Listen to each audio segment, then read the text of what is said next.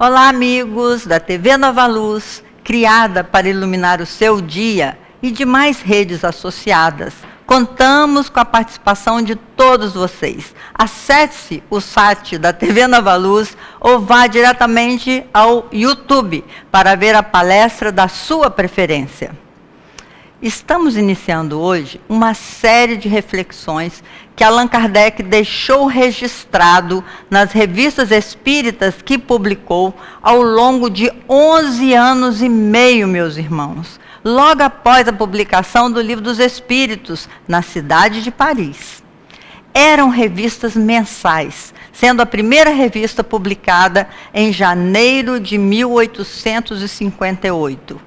Naturalmente que outros expositores virão participar deste trabalho, que está iniciando comigo agora.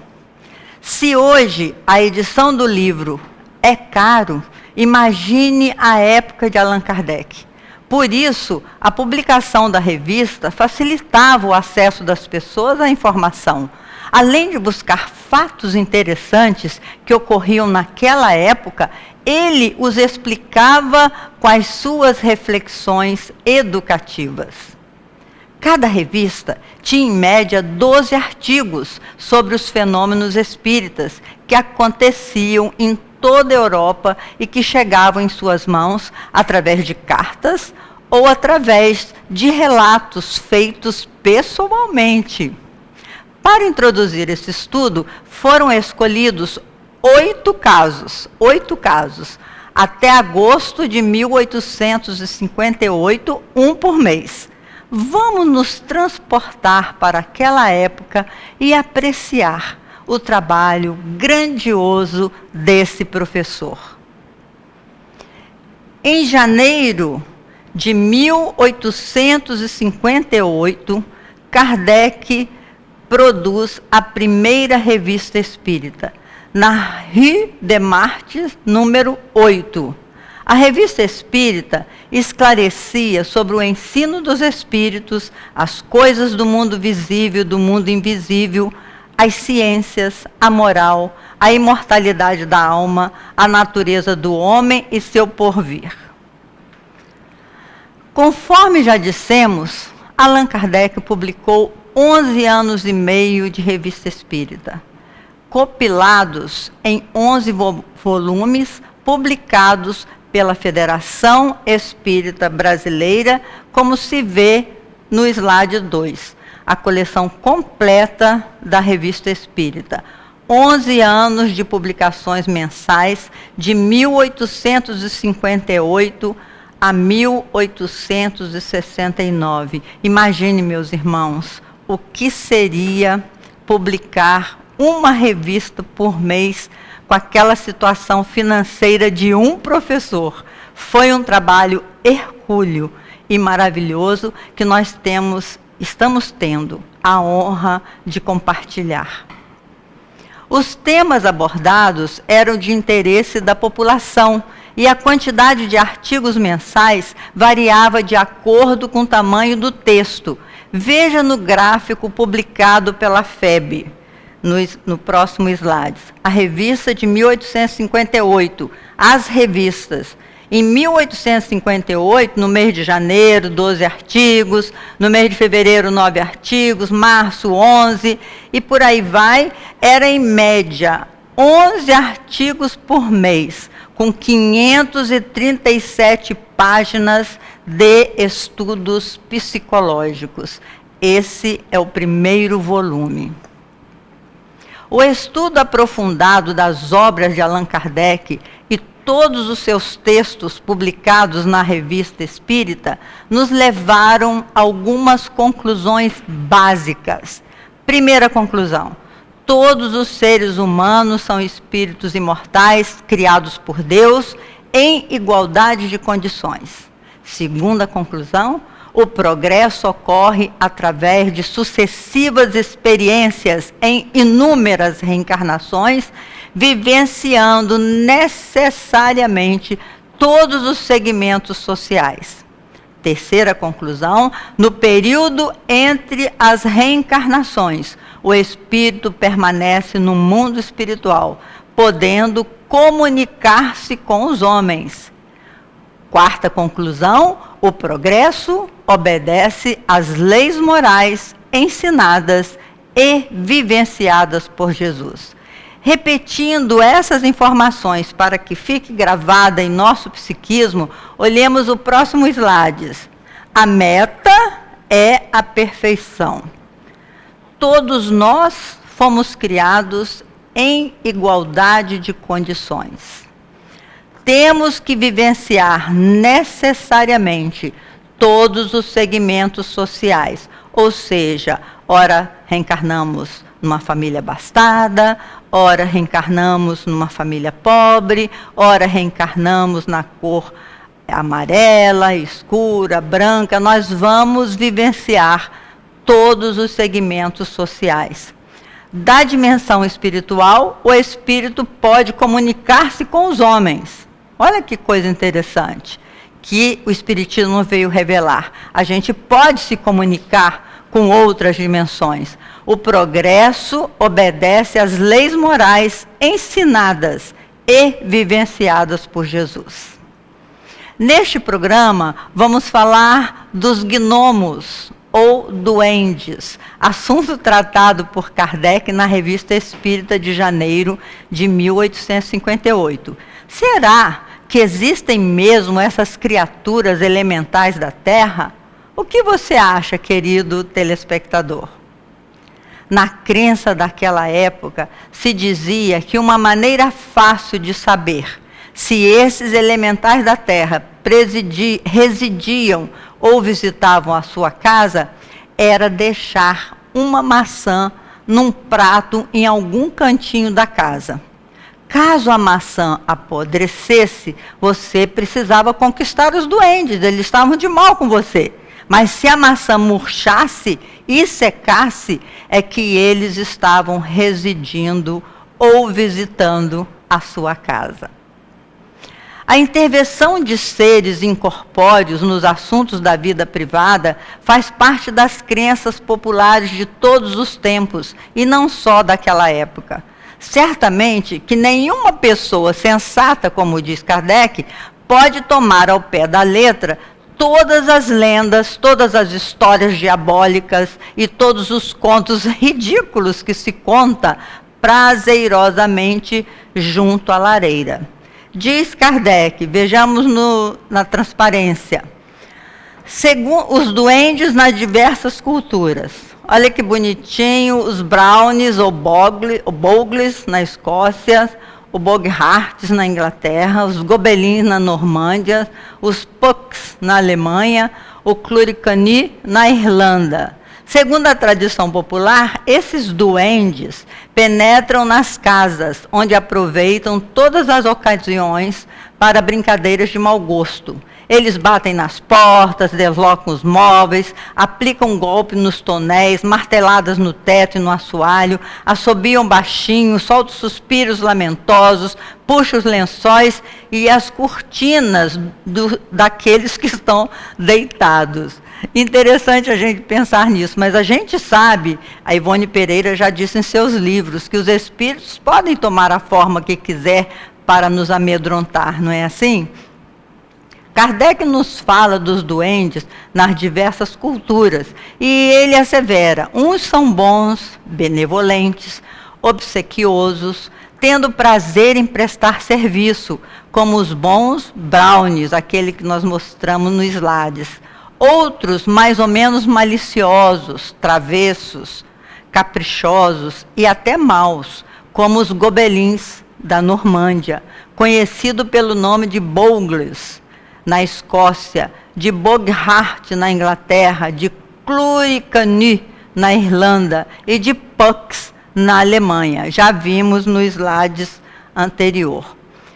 Em alguns lugares da França, os duendes são considerados como uma espécie de demônio familiar, que se tem o cuidado de alimentar com as mais delicadas iguarias, porque trazem a seus senhores trigo roubado dos celeiros. Vamos ver na transparência. Na França e na Prússia tem os coltiques, segundo as pesquisas de Allan Kardec. É deveras curioso encontrar essa velha superstição da antiga Gália entre os borussianos do século XII, ou seja, os prussianos de hoje. Seu Coutiques, ou gênios domésticos, iam também furtar trigo nos celeiros para levá-lo àqueles de quem gostavam. Olha que interessante, meus irmãos, esse estudo que Kardec nos trouxe. Quantas lendas, quantas histórias que têm um fundamento de verdade no momento que os espíritos podem tomar a forma que quiserem.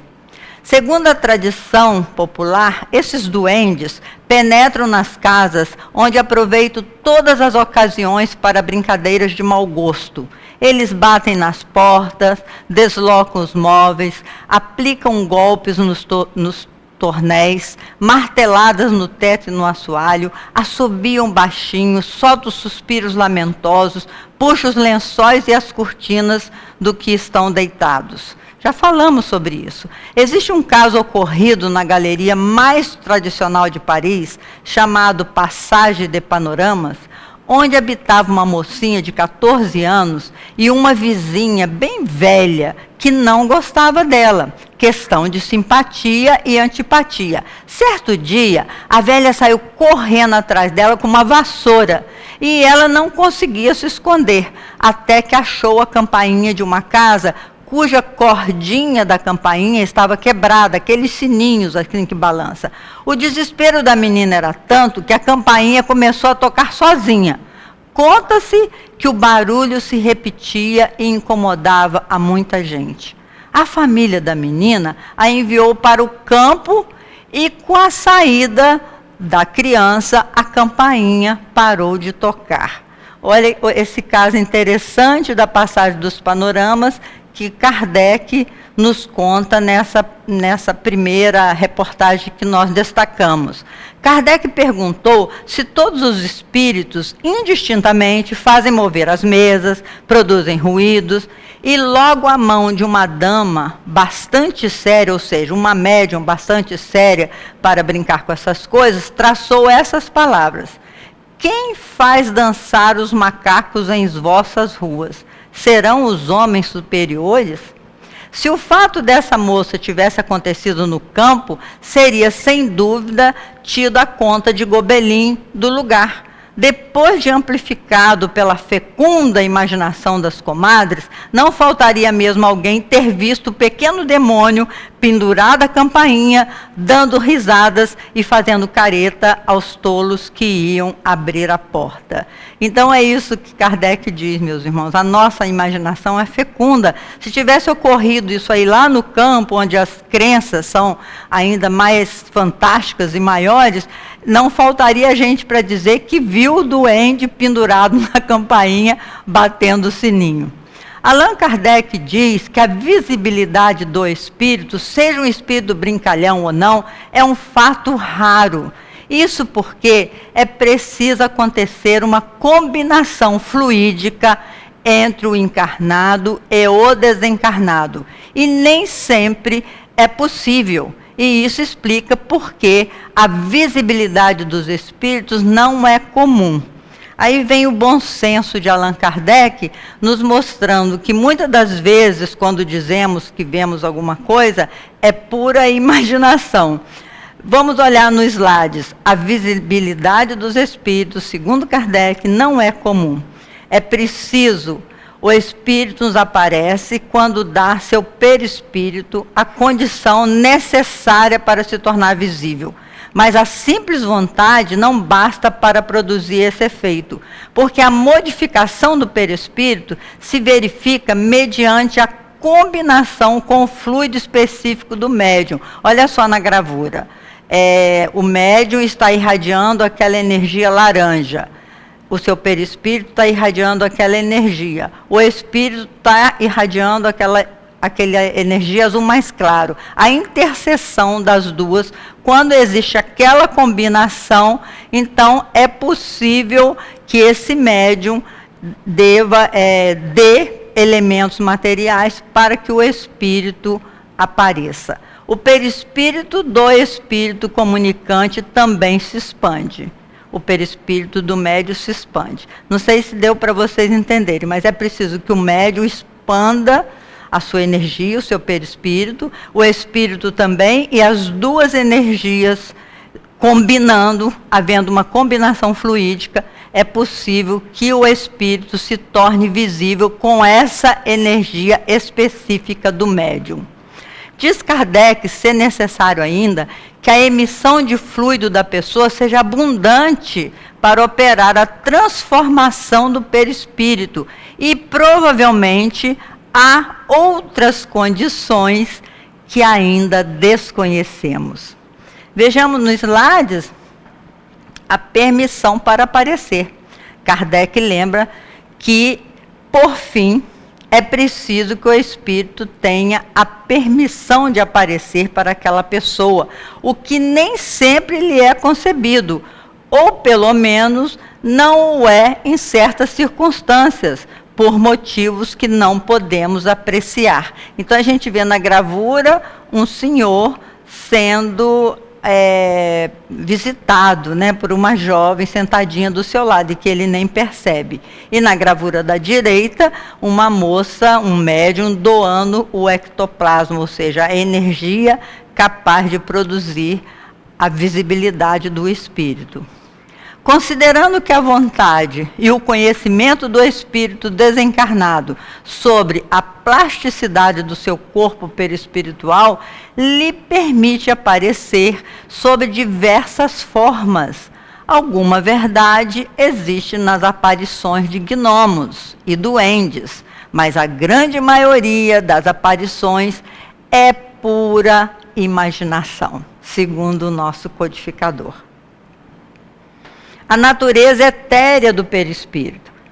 Enfatizamos que o perispírito tem também a propriedade da penetrabilidade inerente à sua natureza etérea. Nenhuma espécie de matéria lhe serve de obstáculo. Ele atravessa todas, como a luz atravessa os corpos transparentes. Não há, pois, meios de impedir a entrada dos espíritos que vão visitar o prisioneiro em sua cela, com a mesma facilidade com que visitam um homem no meio do campo. Mas nem sempre podem ser vistos. Esse é o detalhe que Kardec enfatiza. Os espíritos podem nos visitar à vontade, mas nem sempre podem tornar-se visíveis. São necessárias condições especiais. Os contos e as lendas populares constituem o folclore dos diferentes países. E como nos esclarece o codificador, todos eles têm o seu fundo de verdade. Retirando a alegoria e o gosto pelo maravilhoso e sobrenatural que todos nós, seres humanos, temos, nós iremos compreender um pouco mais sobre a nossa natureza espiritual. A grande verdade, meus irmãos, é que estamos cercados por múltiplas dimensões que ainda desconhecemos. São lindos esses estudos. Procuremos ler os artigos da Revista Espírita. Muita paz e até o nosso próximo encontro, se Deus quiser.